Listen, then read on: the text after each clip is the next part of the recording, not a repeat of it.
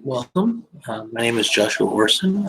I am a BA social worker.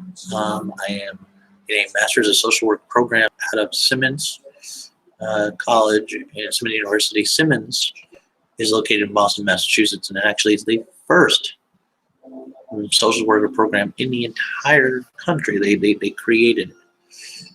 So it's a respected program, and well, I was having a conversation with a friend of mine last night, and he suggested that I start a podcast and dive into the world of social work in a way that anybody can understand it. I think that social work is something that people all know but don't totally get. And so we are going to dive into the world of social work. And you guys are lucky because I'm going to teach you what I'm learning. You're going to learn with me. You're going to get a school education for free. That's pretty good. Internet's pretty cool that way. Thank you. Don't let my professors know this, or they're going to ask you for credit money. So we're going to go into the world of social work in a way that everybody can understand social work, because you don't need to be a social worker to appreciate social work. You don't need to be about that environment, but everybody wants to help. You know, in 2020, we've seen advocacy towards improvement for the lives of African Americans in the country, and questioning about the police department. How do we relate communities to the federal government? How do we work to be the best person we can be, and we can make a social change? You know, you can think of the great leaders like Martin Luther King, Franklin Delano Roosevelt, Abraham Lincoln. This here in the United States,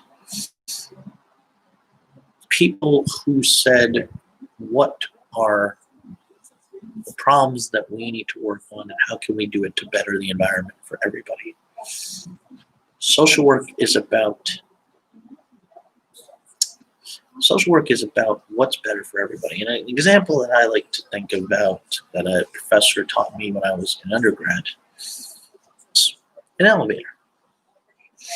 You know, you go into a building, it's a couple stories, they have elevators. Elevators are required in all public buildings, but that wasn't the case until the early 1990s. George H. Bush, first President Bush, was in office when the American with Disabilities Act was signed. ADA is a type of legislation that requires making things efficient and possible for everybody. And he said, you know, he was very smart. He said, I'm not going to tell you guys, because a lot of businesses say, we're not going to, you don't have to put an elevator in, but if you don't, we won't pay federal funding. And they did it. Now every building has it. But an elevator, does an elevator just benefit somebody who has physical disabilities? No. You may not want to walk up those stairs. Maybe it gets you huff and puff. Maybe it's too many stairs. People take the elevator all the time. An elevator doesn't just benefit somebody with disability, it benefits everybody. And that's something called universal design. Universal design says, how can we do something that betters not for everybody? And we as social workers are working towards that level of universal design. How can we advocate for everybody? How can we better the lives for everybody? Not just 1, 2, 3 people, not just the people on top of the 1% of that holds just a giant percentage of the money. How can we better it for everybody? So potholes, filling potholes benefits everybody, not just the state, but it benefits not just the cars that it affects. It saves the emergency services have to come and deal with it when the car needs to get towed. It saves. There's more rippling effects. And what we're going to learn through this podcast is that social work is a rippling effect. A lot of actions have reactions. Actions have consequences that are greater than the actual um, problem that we're trying to solve. And we're going to go into how to solve problems and the greater effects that having those problems be solved. A lot of times you can't even predict all the benefits that are going to occur or all the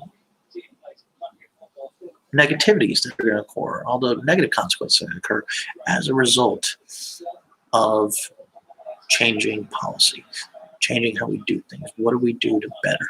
But before we get to all that, we need to define what social work is. Social workers help people cope with the challenges they face in their everyday lives. You see people through clinical workers, you see people through working individual treatment, you see people working for group treatment, you'll find social workers in hospitals, you'll find social workers in the VA. They're people that work to advocate for all people. And to really understand social work, you need to understand something called NASW. And NASW is the National Association of Social Workers. They are the overarching rules. It's like the Bar Association of Lawyers. Social worker, you follow X, Y, Z. But to really understand it, we have the Code of Ethics, which was created in 1996, but was redone in 2017. But the idea is that there is meant that I think the most important line is just the very first paragraph. I'm just going to read it to you very quickly because I think it's important.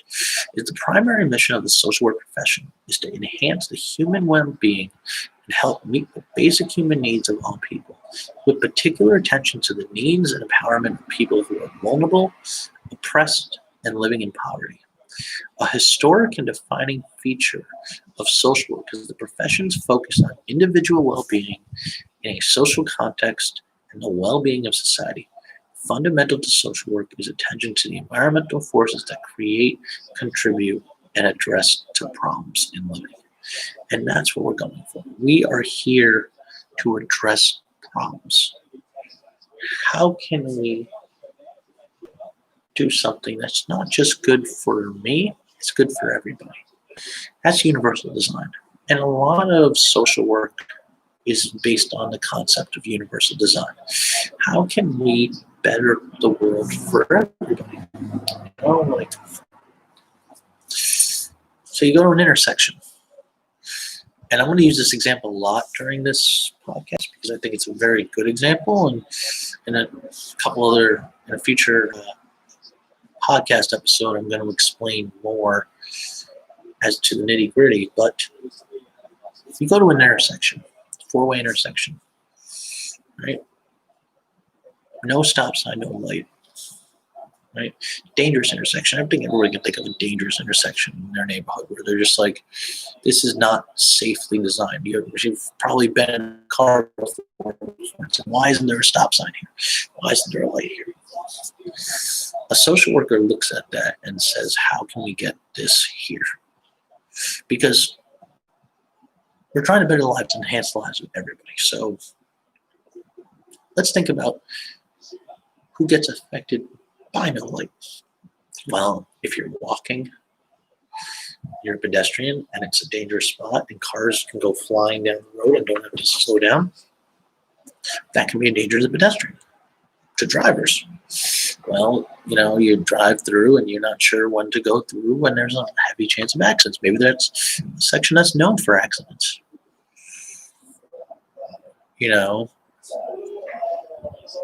Maybe it's speeding. Maybe people who drive know that I can go as fast as I want down this road. No reason to slow down. And that can be a danger. It can be a danger to the other drivers. It can be a danger to pedestrians. It can be a danger to a lot of people. So we as social workers say, having that stop sign here will improve the lives for everybody, not just people in the community, but everybody. Sometimes you got to learn how to do an intersection, right? But we here at Social Workers say, how are we going to change this? How are we going to get that stop sign there? And that's a simple example, and I'm going to go into the nitty gritty later on how we actually get there. But that's the kind of mindset we have as social workers. Now, that's a simple model, but social workers work on much larger topics. So topics like poverty, topics like racism, topics like discrimination, getting higher pay for people, right? Simple things that improve the lives of others. And I'm sure the work that was done through ADA, a lot of that was done because of social workers. Social workers got up there and said, this is an issue. Somebody who's cannot physically use the stairs has at a complete disadvantage. That's not appropriate. That's not fair. Elevators worked to improve that, and the Bush administration worked, and people forget about ADA, but that's one of the great civil rights legislations of the last 30, 40 years. Women worked for suffrage. African Americans worked for voters' rights and to break segregation and to be treated as equals. Last year, we've seen the Black Lives Matter movement work to bring attention to the problems regarding our police force and how they treat the community. When people advocate and stand up, we can start the process to make a difference. It's not going to solve the problem, but we can start the process. And we as social workers are working every single day to try to better the lives for people. Universal design does not just work for people with disability.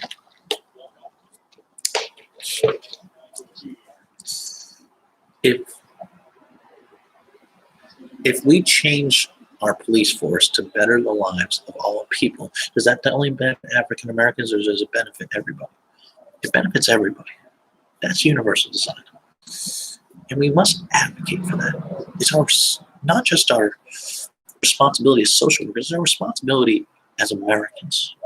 Now, you don't need to be a social worker to take the ideas from this course and this podcast to better the lives for people, because I'm sure at some point in your life, somebody advocated for you. Somebody got up there and said, how can I help you? Maybe you had I'd like you to think of your life as somebody who you would consider a mentor, who helped build and develop you into a way that you are today. Somebody that really drove you. And I'm going to start with myself. And one thing I'll be very honest about in this podcast is that I struggled with learning disabilities. I have a learning disability. I was called nonverbal learning disorder or nonverbal learning disability, depending on the language that you want to use. I prefer disorder because disability, doesn't feel as good, but it's what it is. The connotation changes, but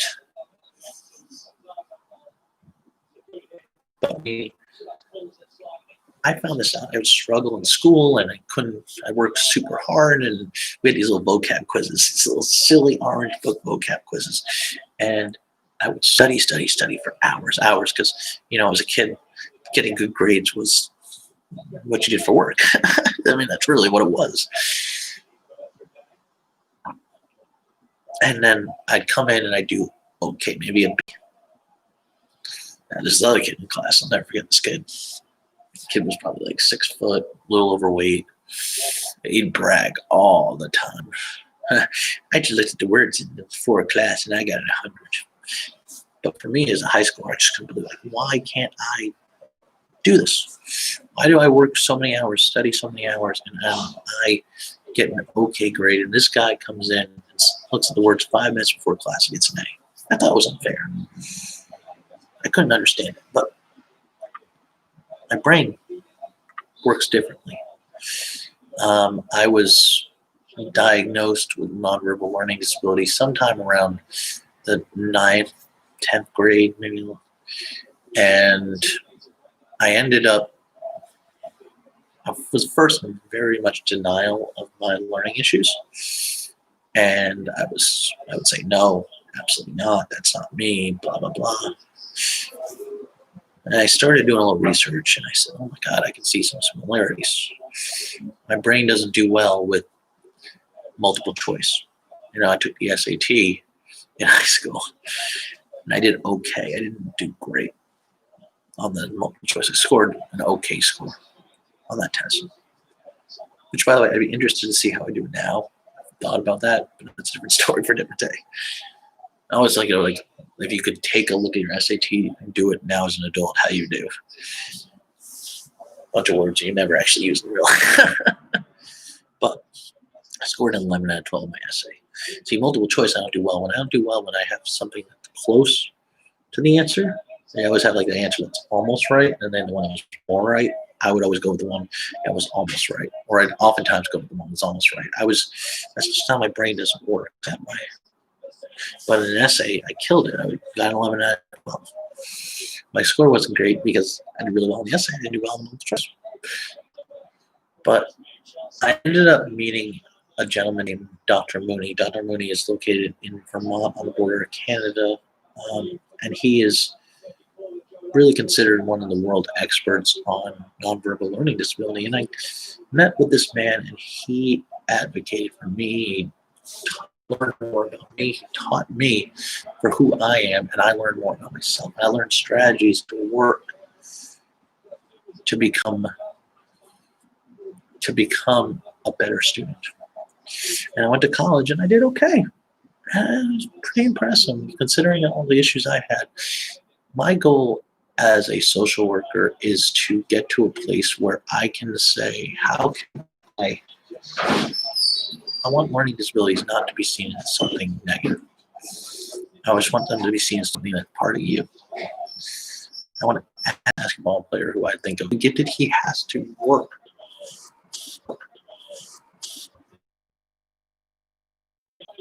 Is.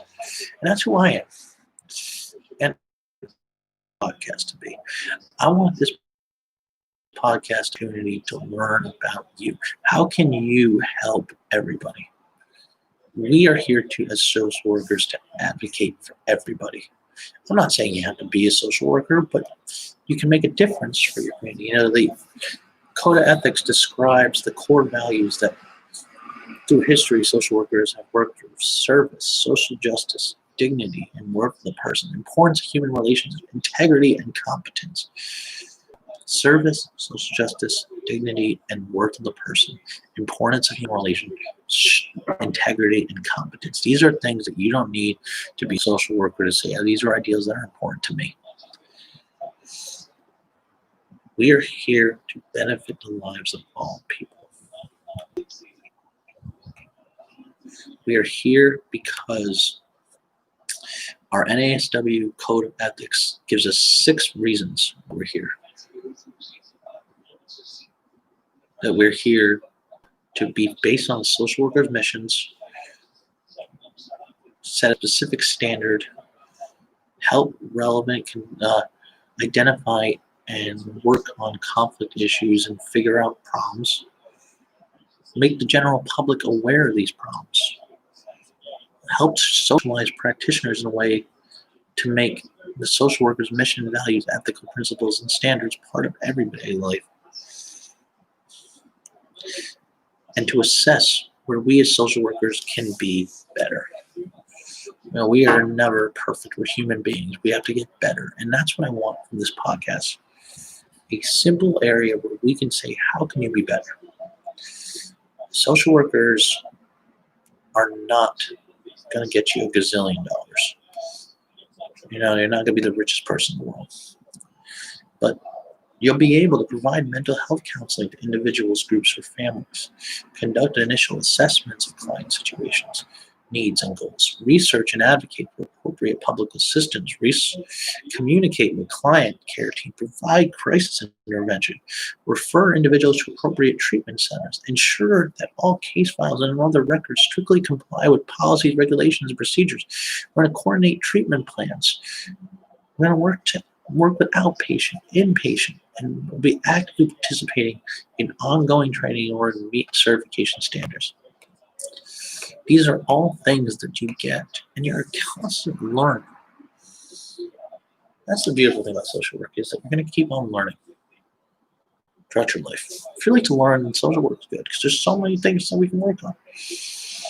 Your education, you're going to looking for licensing. You're going to be, but what I'd like to talk about in this particular podcast are some of the skills that make you into a better social worker. These are some of the things that we all can work on. Active listening is the first one. You have to be able to give your client their full attention. When years ago, I worked on the suicide hotline. I did that for about a couple months. And we were taught something really interesting. It's like, you can get a phone call from anybody.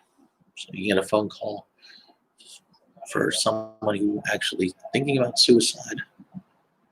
But you might just get a phone call from somebody whose dog barks too loud next door and it bothers them because they have difficulty sleeping.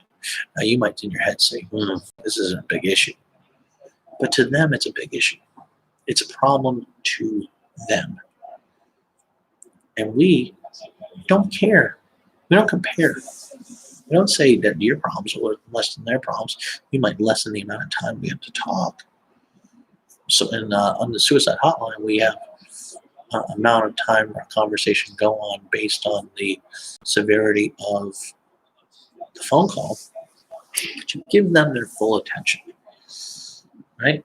Their problem is important to you, even if it's really not. It is. If it doesn't seem important in the grand scheme of things, well, it's important to them, so it's important to you.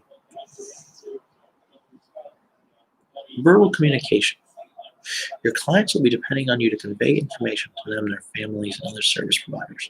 A lot of times we're like a language communication, right? If you're in a situation with a family and there's a possibility of abuse, the social worker might be the one that has to come in and do the 51A, do the help take the kid out of the situation, and then you're going to be the one communicating between the family and the child. Right? You're here as a communication. You want to make sure that the family understands, the child understands, everybody's on the same page. Again, universal design, everybody should be on the same page. You're going to improve your interpersonal skills. In addition to listening and speaking skills, you need social skills so you can connect with people. You're going to listen to people, have conversations. You're going to hear things that you probably never heard before. You're going to see things you maybe never saw before. You need to be able to organize and listen and be able to say, hey, let me walk into here and what can I do? It's what my regional director of the company, I work for a company called Communities for People.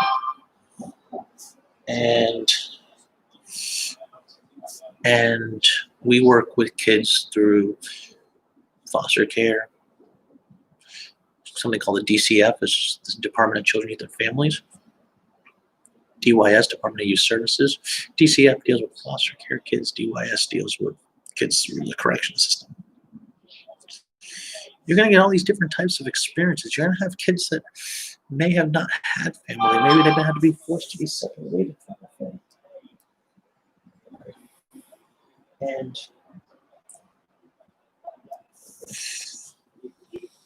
And you're going to have to be the one to connect. Because those kids need somebody. You don't have to solve all the problems, but you can have a conversation. Take the kid out for lunch. It might mean more to them than you realize. In life, it's not about the presence, it's about the presence. But my program director, regional director, he would say, you need the Jason Bourne effect. You need to be able to walk into a room and know your surroundings. Safety issues, sure, but understand you walk into a room and you notice that the kid's laundry's all over the floor. Maybe they got stains on their shirt. Maybe you walk into the kitchen and notice no food. These are little things that you can see, and you start recognizing more and more as you do the work. In this work, you're going to improve your time management and organizational skills. You're going to get in a lot of cases. You have a lot of responsibility. These are people's lives you're working with, right? You need to make sure you manage your time. Remember that your case, your most difficult case, isn't your only case. You're going to improve your time management skills as a social worker. And most importantly, you're going to improve your critical thinking. You need to be able to weigh the strengths and weaknesses of alternative solutions when helping with your clients.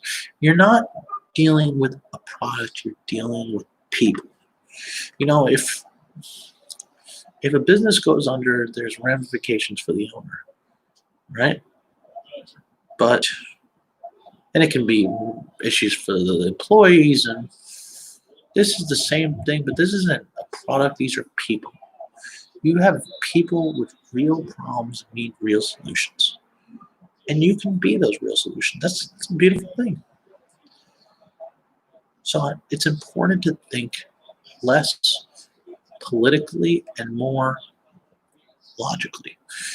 You know, we're living in a day and age where people are very, very opinionated, right? Politics has dominated the way people think. We're apolitical. We may agree with one party's ideals when it comes to something. We may disagree with another party's ideals, but we're apolitical. We're here to solve problems. And remember, these are kids or these are adults or whatever age you choose to work with, whatever population you work with, you are going to have real lifetime effects on these kids. Just to give you an idea, like of the pay, the average salary is about $50,000, but the top make $81,000. Here in Massachusetts, about $81,000.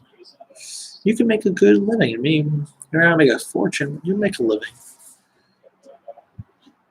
Some of the challenges that you might face with this type of work include areas of dealing with physical and mental abuse, child care, domestic violence. You might deal with rape victims, right? You can really, there's all types of areas. And if you think of problems, think of people, and think of some of the people that you might want to work with. And again, you don't have to be a social worker to say, hey, let me volunteer my time, right?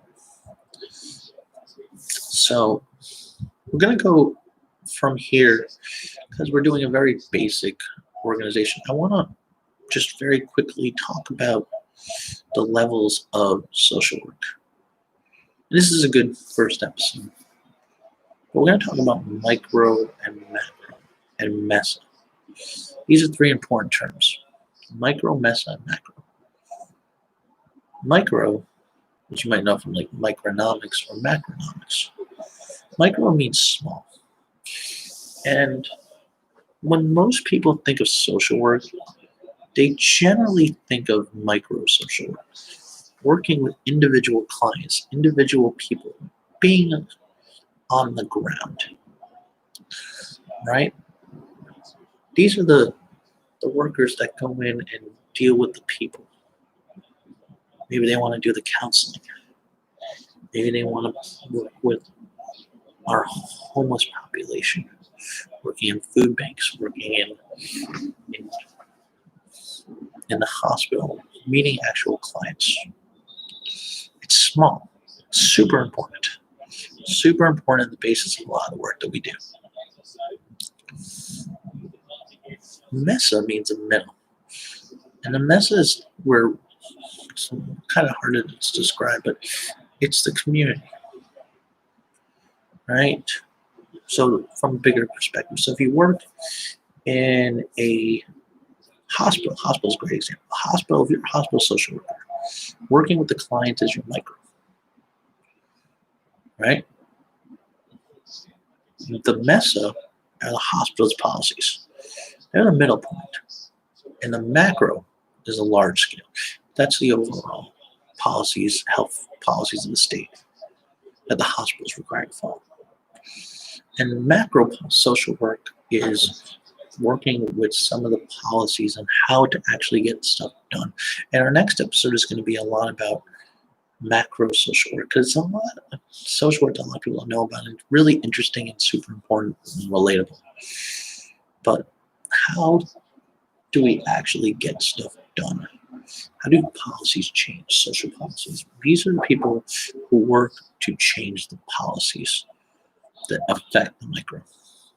So a good example of this is, let's say there's a city that has a big crystal meth issue, right? Big crystal meth issue, right? So in order to deal with the problem, a macro social worker could suggest that they build some areas that meth clinics, areas that will be that are only there to give small doses of the product, right?